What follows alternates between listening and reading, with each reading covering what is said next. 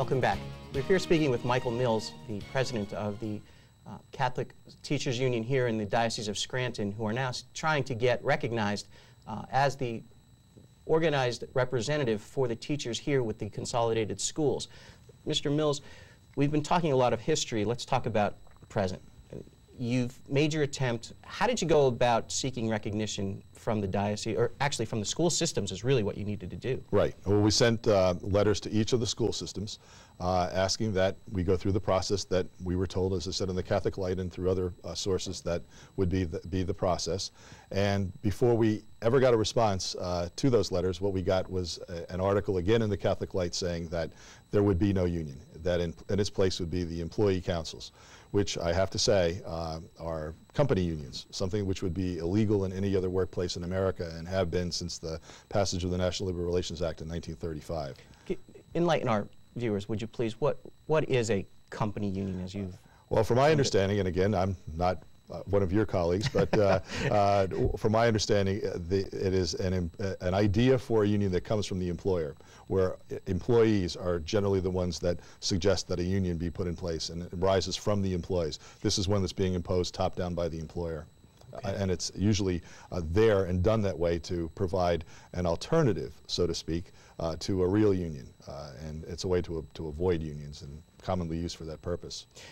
Did you ever meet with any of the four school systems and their governing body in order to try to speak with them concerning recognition as the bargaining unit for the teachers? Never. And besides the first letter that we sent to have rejected, we sent a follow-up letter to all of those boards asking for dialogue, as we continue to ask the bishop for dialogue. Wait, I read in the paper last week that you did have a dialogue with the bishop. And the dialogue was your letter to them and their letter rejecting it. Absolutely. We said, let's meet and talk about this. They said no, so according to the bishop, dialogue has taken place. Be kind of a scary world if that was everybody's notion of dialogue, but yes, that's what they say is dialogue. But you and I know what we're talking about. Right. We'd like to sit down, discuss the issues. As I said, we've offered the bishop a compromise, a vote between what he's proposing as representation for our teachers and what we'd like to offer them as representation. I was unaware of that. Can you that was the first thing. Well, well, again, when you object to anything that the bishop does, we try to follow the gospel according to St. Matthew. If you've got a problem with your brother, go to your brother, which we did with Bishop Martino. And we said to him, we have a problem with your decree. We'd like to rectify that as soon as possible. We offer you a compromise, we offer you dialogue. Let's talk about our disagreement here to see if we can't come to some type of resolution. Again, we did not get a letter from Bishop Martino directly. We got a letter from the superintendent of schools that said that the bishop has made his decision and it's final, and that dialogue would serve no purpose. So where do you go from here? Well, we've been doing everything that we can to get the bishop to see that he's made a bad decision based on bad advice. And we see this as a justice issue.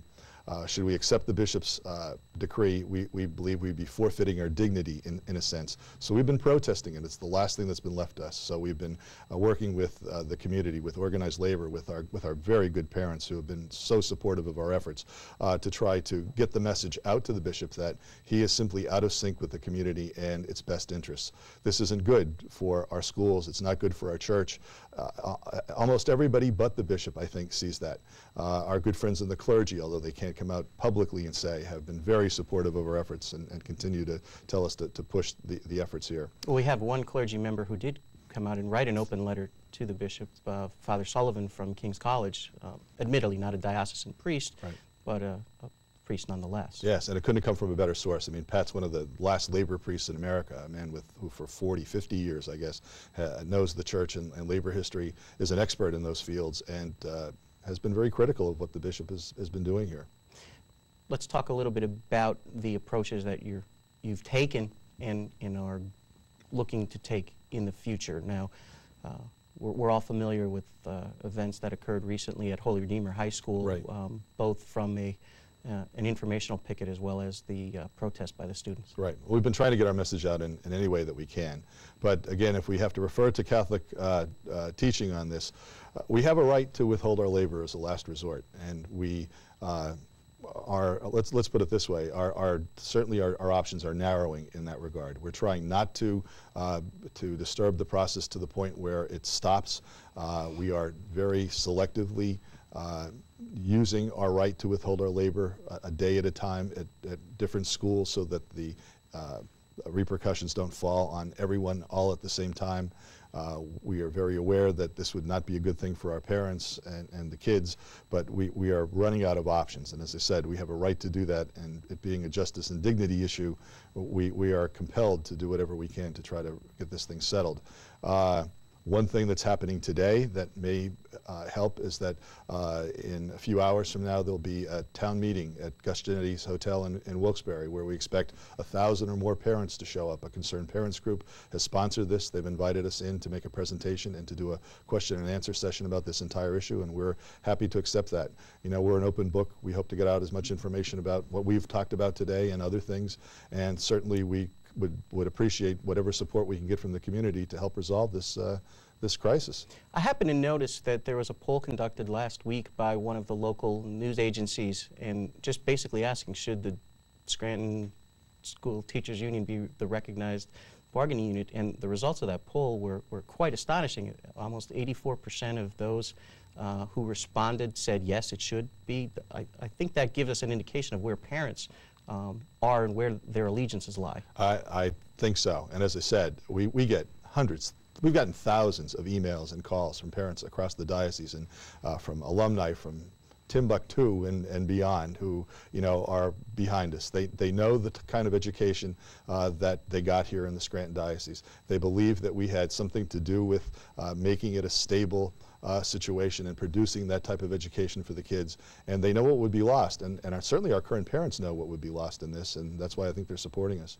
I want to touch upon one thing very quickly, because I think we're running out of time in this segment, but you also have a formal appeal going, correct?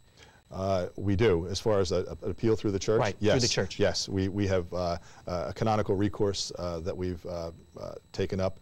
We're asking the bishop to amend, that's with an E, his decree, which is to revoke his decree and allow us the right to organize. If he doesn't do that, then it will go to church authorities and they'll weigh in on this. We're going to take our final break here, and when we return, we'll have the question of the week and some final comments from Michael Mills. So please, join us.